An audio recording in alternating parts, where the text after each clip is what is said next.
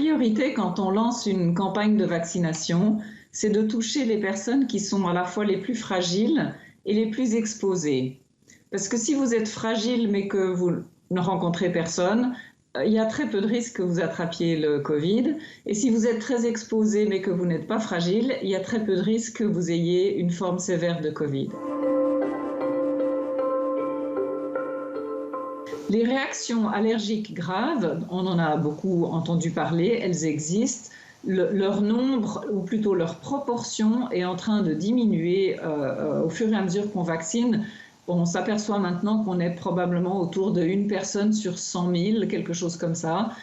Et ce n'est pas un souci dans la mesure où ce sont des réactions allergiques qui surviennent dans les 10 minutes après la vaccination et qu'on sait comment les prendre en charge.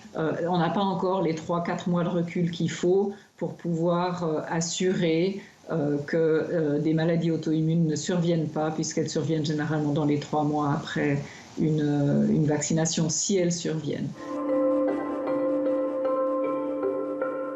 Il faut toujours garder l'esprit ouvert. Peut-être qu'il va survenir quelque chose qu'on ne connaît pas, qu'on ne comprend pas ou qu'on ne comprendra pas tout de suite. Et c'est pour ça qu'on ne le verra que quand on aura vacciné beaucoup de monde.